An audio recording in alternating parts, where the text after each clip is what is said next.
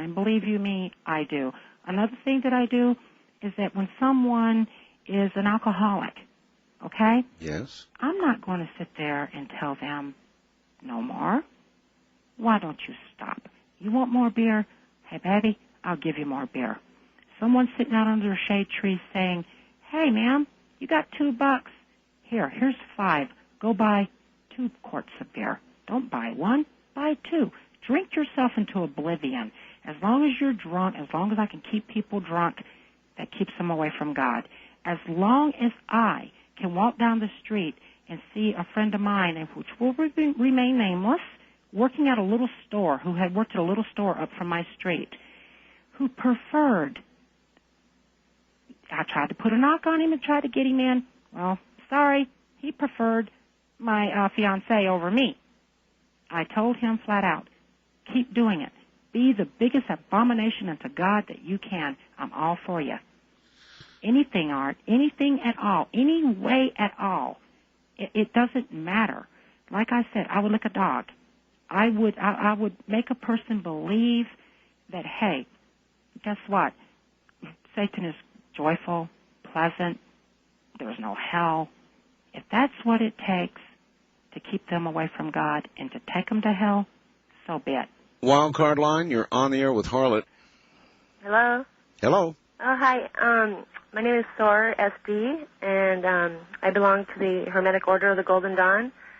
And I'm calling from Honolulu, Hawaii. Oh.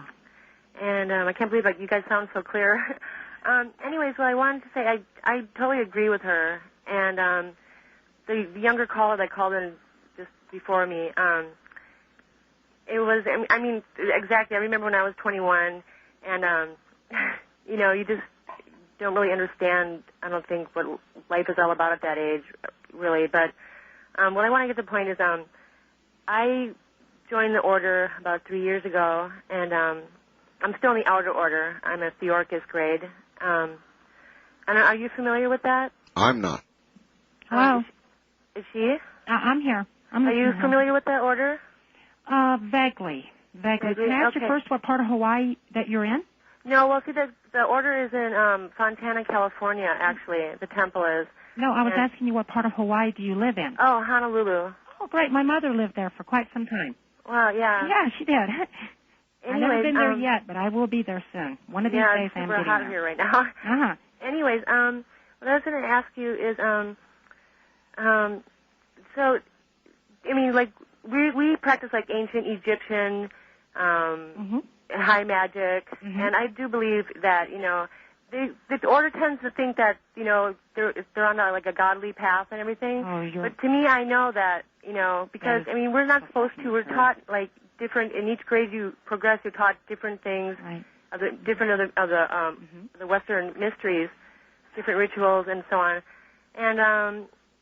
And it's just like, I've done evil things to people. I've almost killed someone before who's hurt me very badly, and you know what? I just felt that this person deserved what they got, That's right. And it's just, and I'll fully take responsibility of it. I had to do what I had to do, and that's just how it goes sometimes. May I ask you a question? Yeah, sure. What did they do to you? Just quickly, please. Well, you don't have to go into detail, hon, but was it physical violence? They totally betrayed me and everything. Right.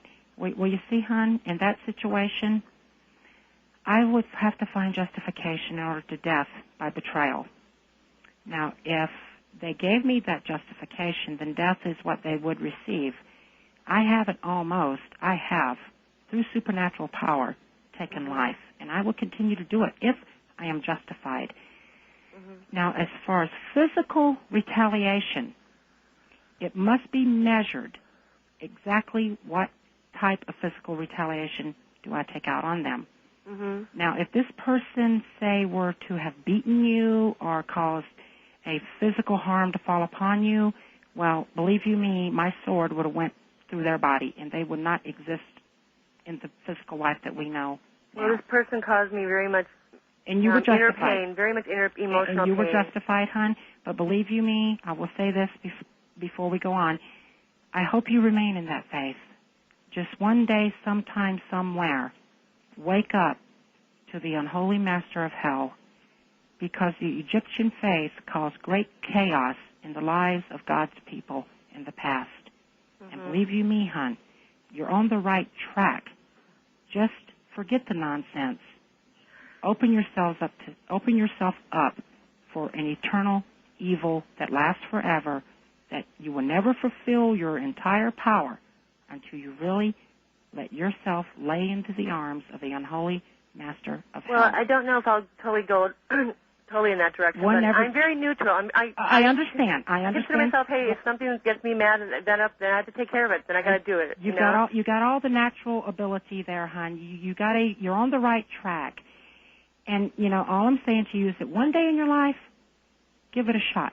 If you do, fine. If you don't, well, I'll see you where I'm going. I have looked into it, and, I was trying to get into the OTO order, which is what Aleister Crowley had he first started the Golden Dawn, and he broke off into the OTO. But they don't have a correspondence course.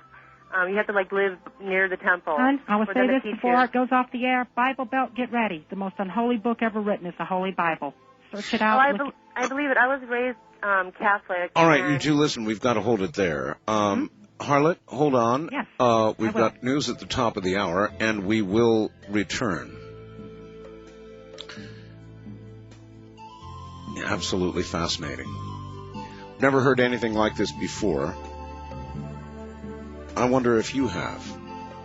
We're headed toward the top of the hour. I want to remind you, book signing Saturday, Encinitas, Barnes & Noble, 1040 North El Camino Real in Encinitas. I'm Art Bell, and this is Coast to Coast AM.